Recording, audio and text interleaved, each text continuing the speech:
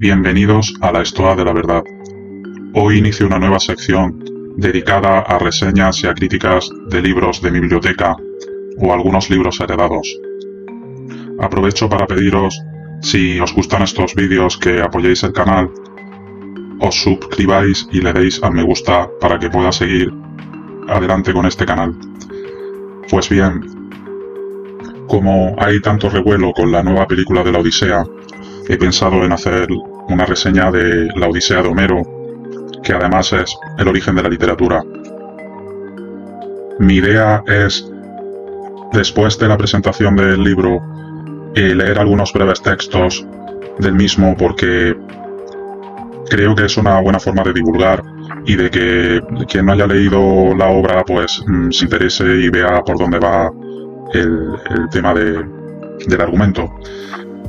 Se trata de una edición de la gran editorial Gredos, que tantas obras universales de la literatura han publicado desde hace muchas décadas, y en este caso es una edición reciente con una traducción de Luis Segalá y Estadella, introducción de Carlos García Gual y notas de Begoña Ortega Villaro.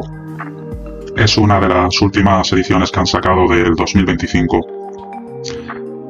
Soy un amante de subrayar los libros y voy a leer algunos fragmentos empezando por la introducción, pero solo leeré breves partes. Dice así: sería muy difícil encontrar en la literatura antigua y en toda la literatura occidental un texto tan rico en personajes y motivos como la Odisea. Esta segunda gran epopeya griega, algo posterior a la Ilíada, compuesta probablemente a fines del siglo VIII a.C., destaca por la variedad de sus ambientes, sus figuras y sus temas. La Odisea cuenta, en su origen, la historia de un regreso de Troya a Ítaca, es decir, un nostos, como hubo otros referidos a otros héroes, pero un regreso que adquiere en este extenso relato una nueva dimensión literaria y una seductora modernidad, gracias a su protagonista y sus peripecias en un mundo que no es ya un mundo de la antigua épica guerrera, sino el ámbito de la aventura personal. Y no por azar es la Odisea el primer gran texto griego que se traduce al latín. Con la Odisea de Livio Andrónico comienza la literatura latina, y ese hecho reviste un gran valor simbólico. La importancia de los relatos de Ulises, el más moderno y complejo de los héroes griegos, en la tradición europea es impresionante. Hasta aquí algunos fragmentos de la introducción. Ahora voy a pasar a leer algunos fragmentos de la Odisea, enfocándome sobre todo en la gran belleza poética que tienen, teniendo en cuenta la antigüedad que tienen todos estos textos de esta obra. Paso a leer. Habla Telémaco, que está apesadumbrado por la ausencia de su padre.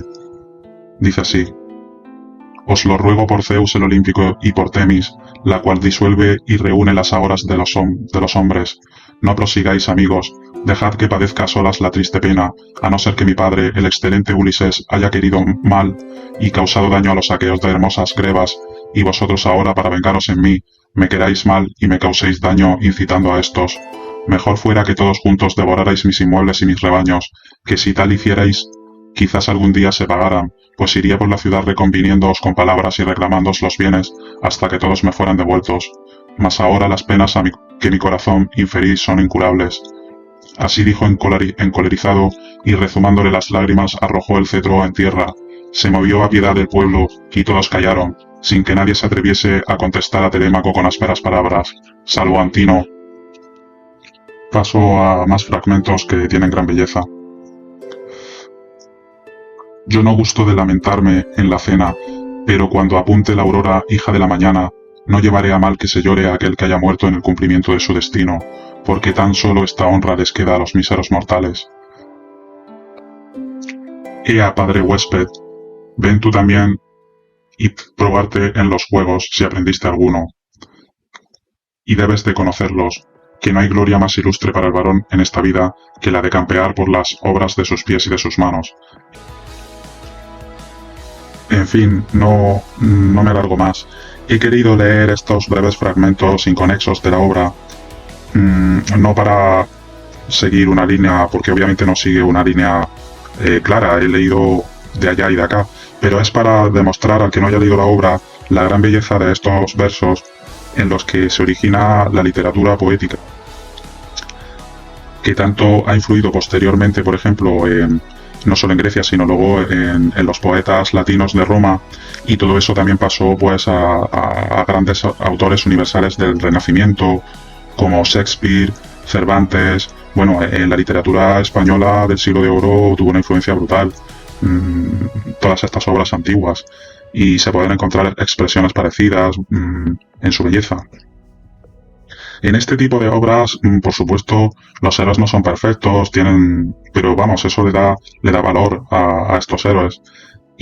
Pero a pesar de esos defectos, se valora mucho, pues, el valor tanto de los personajes masculinos como femeninos, la honradez, a pesar, insisto, de que no se ocultan también las fallas morales.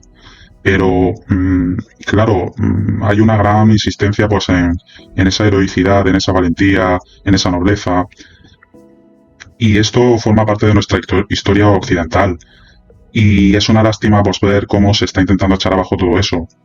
Sinceramente pienso que esto se debe, pues, a que se pretende derribar la sociedad occidental para construir algo nuevo, y como se suele decir, no puedes hacer una tortilla sin romper los huevos. Entonces es obvio que hay una ingeniería social para echar abajo, pues, todo lo que hemos sido. Que no es que seamos ni mejores ni peores que otras civilizaciones en Occidente, no quiero decir eso, solo digo que ha sido una civilización que ha aportado muchísimas cosas buenas al mundo, como también ha sucedido con otras civilizaciones, pero es una lástima, pues, que estén intentando destruir todo esto, porque claramente lo están intentando destruir. Y creo que lo mejor que podemos hacer, pues, es defender nuestro legado, nuestras raíces, y para eso hace falta que nos cultivemos, que aprendamos nuestra historia, que en vez de perder el tiempo, pues, viendo tonterías y fruslerías, nos pongamos a conocer nuestra verdadera historia occidental.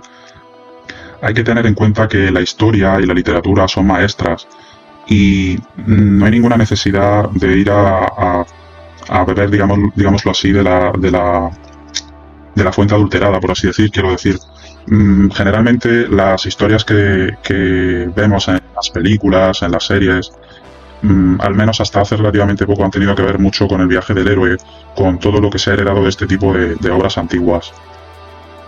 Por lo tanto, cualquier cosa que nos pueda parecer emocionante, que nos emocione, pues, del cine, de los argumentos cinematográficos como la aventura, el romanticismo, en fin, todas esas cosas, no tenemos necesidad de buscarlas en productos modernos cuando la tenemos abundantemente en la historia y en la literatura antigua. Y, en mi opinión, es mejor sentir esas emociones que nos gustan viendo algo que realmente sucedió, como en el caso de la historia, o en esas grandes obras literarias, porque al menos estamos consumiendo productos que en muchos casos realmente sucedieron, que tienen una historicidad, que no son un argumento de la imaginación. En fin, que creo que debemos de enriquecernos siempre con la historia y con la literatura. Un saludo y hasta el próximo programa.